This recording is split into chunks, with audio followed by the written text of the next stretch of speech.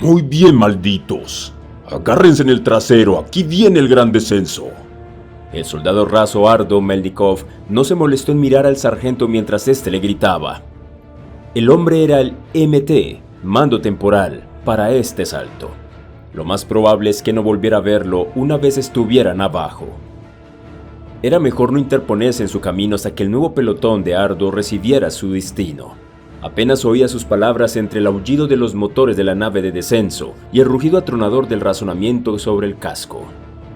Había algo en el sargento que parecía requerir una voz poderosa y una mirada furiosa. En realidad, a Ardo le daba igual. Lo único que el sargento estaba haciendo era llevarlos a la superficie. Cuando estuvieran allí, estaba seguro de que encontraría a alguien que se encargaría de hacerle la vida imposible de manera permanente. Se encogió de hombros y trató de apartar la espalda de la pared de la nave. Normalmente el interior de las naves de descenso era como una olla de presión, y más aún cuando penetraba en una atmósfera. A aquella nave de descenso en concreto le faltaban por lo menos 2 unidades de refrigeración para que todo el mundo estuviera a gusto. En aquel momento un manchón de sudor cada vez más grande le pegaba a los omóplatos al cojín, que encima no era poroso. Tenía gotas de sudor por toda la frente y de vez en cuando algunas de ellas le caían sobre el mono. La barra de sujeción impedía que encontrara algún alivio frente a la incomodidad en forma líquida que se estaba formando en diferentes partes de su uniforme. Lo que era peor, la nave de descenso estaba llena hasta los topes, de mamparo a mamparo y de lado a lado. El calor no resultaba tan opresivo como el olor cada vez más insoportable que llenaba la sala. No había nada que ver salvo las caras deprimidas y vacías de los demás reclutas sujetos al mamparo, frente a él. No había nada que oír salvo los gruñidos ocasionales del sargento y el rugido uniforme del casco a su espalda. No había nada que hacer salvo esperar y darle vueltas a los propios pensamientos. Y eso era lo último que él quería hacer. Lo atormentaban. Aquellos pensamientos que acechaban en el fondo de su mente. Algunas veces tenía la sensación de que los fantasmas lo perseguían dentro de su propia cabeza. Cerrar los ojos no servía para expulsar a aquellos espectros. Eran dolorosamente brillantes y preciosos, terribles y aplastantes.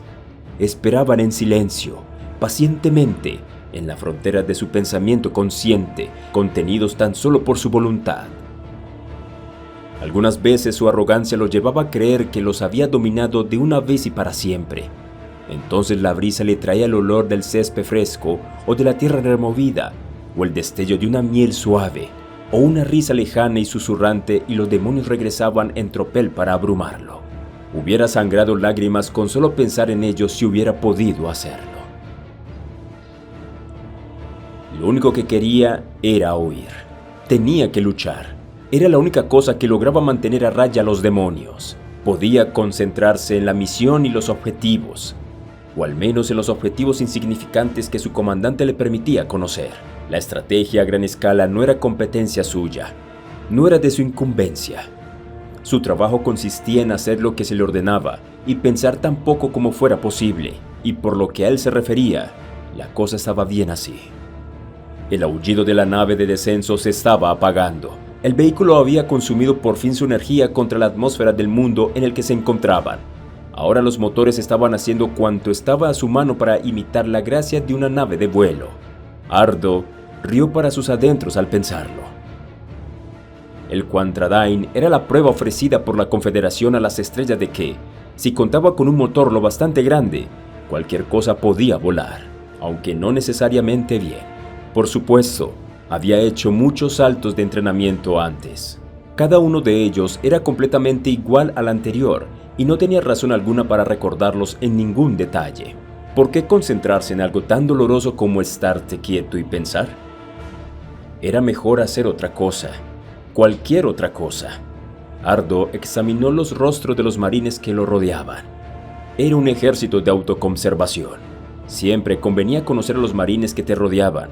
Uno nunca sabía cuándo podía depender su vida de ellos o estar amenazada por uno de ellos. La mujer que se sentaba frente a él podía ser un ejemplo de ambas posibilidades, pero Ardo no sabía de cuál. Llevaba el rubio cabello muy corto y de punta. Su rostro estaba muy tenso, con unos pómulos angulosos que enmarcaban con severidad 2 ojos resplandecientes y de brillo acerado. Contemplaban sin pestañear un punto lejano situado por encima del hombro de Ardo, como sendas ventanas abiertas a su alma, si es que la tenía. Esos ojos podrían congelar un río en pleno verano. Pensó, por lo que al resto de su cuerpo se refería, solo podía imaginar. La armadura de combate que llevaba ocultaba por completo cualquier detalle que pudiera distinguirla, pero revelaba al menos una cosa: era un oficial. Lo miraras por donde lo miraras, para un soldado raso, eso significaba peligro. Lo primero que aprende un soldado es evitar a los oficiales, especialmente en las conversaciones intrascendentes. El último soldado del que recordaba que se hubiera tomado cierta confianza con el líder de su pelotón había terminado con un agujero en lugar de cabeza.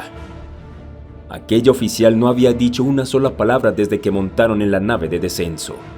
Por lo que Ardo se refería, podía prolongar su silencio todo lo que quisiera. Habla cuando te hablen. Aparte de eso, no te busques problemas. Al menos ella estaba cómoda, pensó, y en aquel momento el umbilical de potencia estaba enchufado a la nave. Ardo sospechaba que su frialdad no se extendía solo a lo físico. Algún día también él aprendería las complejas habilidades necesarias para llevar una CMC-300, o puede que hasta una 400, el último modelo. Ese día aún estaba muy lejano, por supuesto, pero sería preferible llevar algo así en el campo de batalla que unas pocas capas de tejido ablativo y la ropa interior reglamentaria. Si logras vivir lo suficiente como para obtener una armadura de combate propia, sus posibilidades mejorarían considerablemente. Bueno, con suerte al menos le darían instrucción con armas. Por el momento no había recibido ni siquiera eso. El resto del compartimiento estaba lleno de reclutas como él. Cada uno de ellos tenía la habitual mirada desganada de un marín de seguridad de la Confederación. Cada uno de ellos empapaba de sudor confederado su mono confederado, como era su deber. La mirada de Ardo, no obstante, se demoró algo más de tiempo sobre un soldado especialmente grande. Era un hombre enorme. Ardo recordaba que habían tenido dificultades para ajustarle el arnés y no había dejado de rezongar un solo instante. No era capaz de imaginar cómo se las habían arreglado para encontrar un uniforme de su talla. Era de tez oscura, y Ardo recordaba de forma vaga a lo que en la terminología de la antigua Liga de Potencias Unidas se conocía como un isleño de los mares del sur. Poseía unos rasgos amplios y angulosos y unos labios gruesos. Su pelo era de melena larga que fluía desde su frente hasta su cuello en ondas naturales de color negro. Estaba seguro de que el gigante era un patriotero, uno de esos psicópatas de tipo vamos a comernos sus corazones para desayunar. La clase de individuo que querrías que acudiera a rescatarte en medio de una batalla y el último al que seguirías a una. ¡Ja! ¡Llévate este trasto a tierra de una vez!, rió el gigante bajo una mirada luminosa. Tengo que matar algo. Quiero asar un Zerg en un espetón. Puede que hasta me coma su cerebro crudo. El isleño echó la cabeza atrás y soltó una nueva risotada. Con sus manos gigantescas le dio sendas palmadas a los dos marines que se sentaban a su lado. Los dos se encogieron de tal forma a causa del impacto que los ojos se le llenaron de lágrimas.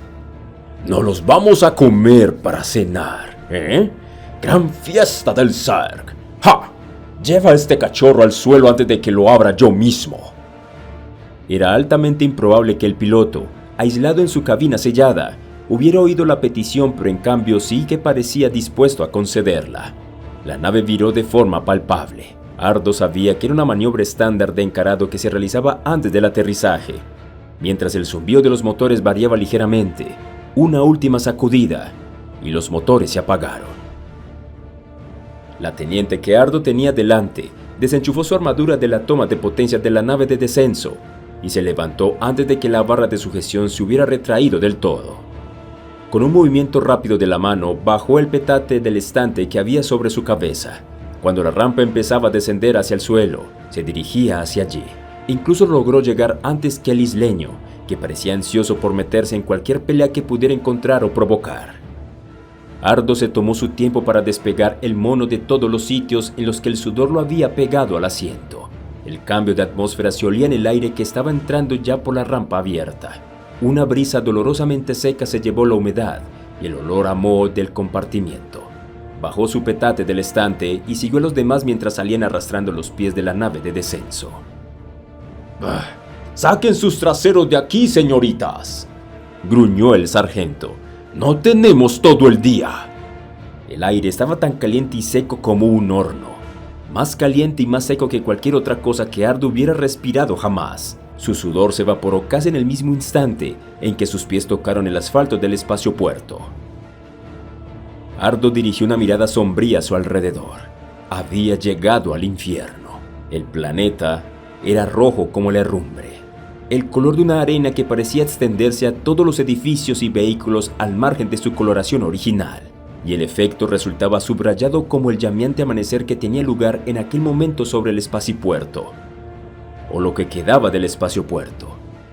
Casi la mitad de las 7 torres de control de lanzamiento que originalmente reunía la instalación estaban ardiendo.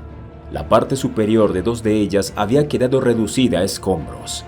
Se veían columnas de humo que ascendían desde los incendios que salpicaban los edificios de espaciopuerto propiamente dicho.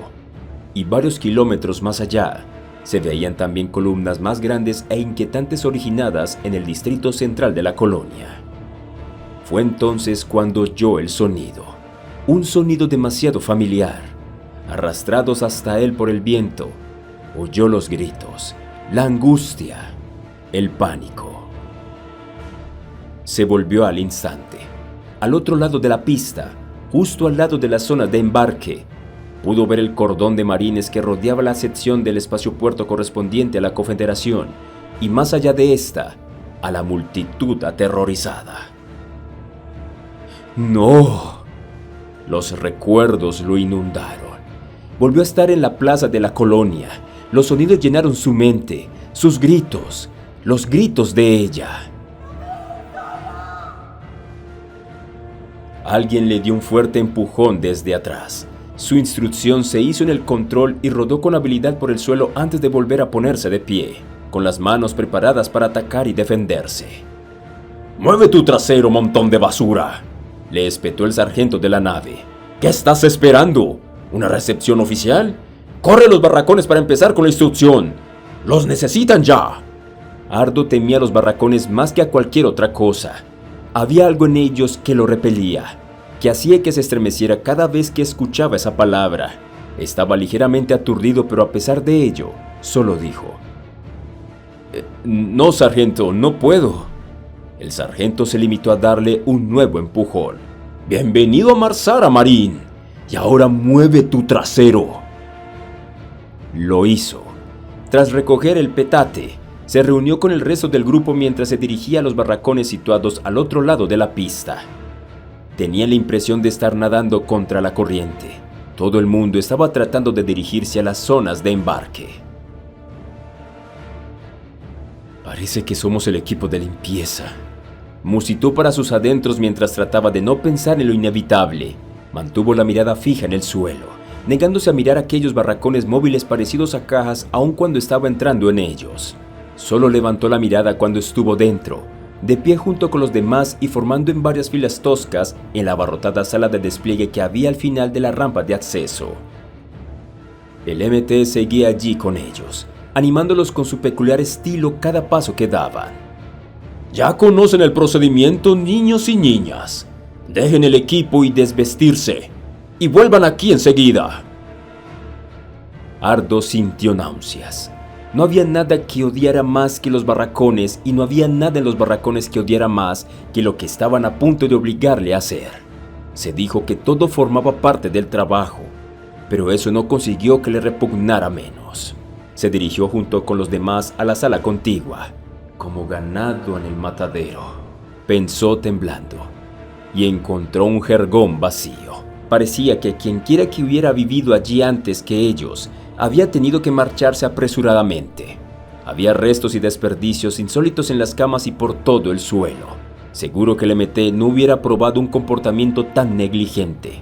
Con un suspiro, el joven marín empezó a quitarse la camiseta empapada de sudor. Trató de no fijarse en los demás mientras se desvestía. Había hombres y mujeres presentes. Los marines de la Confederación estaban dispuestos a permitir que los dos sexos murieran en sus misiones, pero a Ardo le daba mucha vergüenza estar desnudo delante de otros hombres y más aún frente a mujeres. joven e inexperto.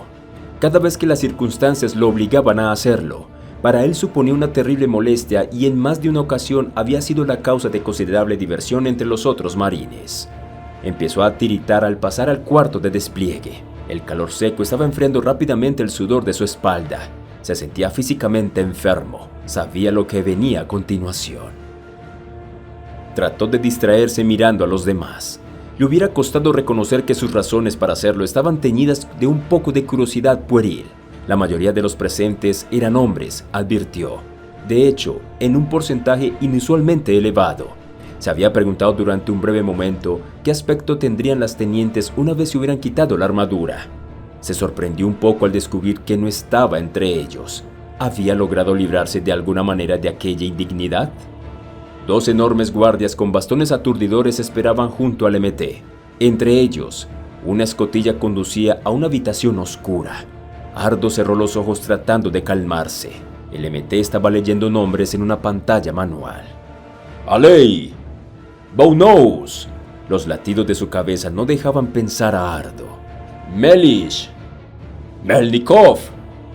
Avanzó varios pasos al oír su nombre y entonces se detuvo. Sus pies se negaron a acercarse más a la aterradora y oscura escotilla. Sus ojos estaban fijos en el pasillo que se abría más allá. Los 2 lados del pasillo estaban jalonados por sendas filas de tubos de tamaño humano, llenos con un líquido entre verde y azulado. ¡Melnikov! ¿Qué demonios? Lo meterían en uno de esos tubos y en cuanto lo hicieran, la pesadilla empezaría de nuevo. ¡Melnikov! Era como un ataúd. Una pesadilla en un ataúd. No podía moverse. Los 2 guardias habían visto la misma escena en muchas ocasiones. Se adelantaron con aire prosiaco y con la máxima rudeza posible ayudaron a Ardo a penetrar en la oscuridad.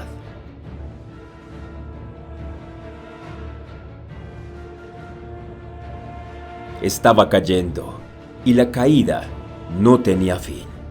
No sabía cómo había llegado allí. ¿Estaba allí de verdad o se encontraba en otro lugar? ¿Era el mismo u otro? Hizo un esfuerzo por concentrarse en las imágenes y recuerdos que estaban pasando por su mente, pero no pudo encontrar el modo de aferrarse a ellos. Alargaba el brazo, desesperado por examinarlos, pero en cuanto trataba de cogerlos, se le escurrían como burbujas de aire bajo el agua. Burbujas de aire.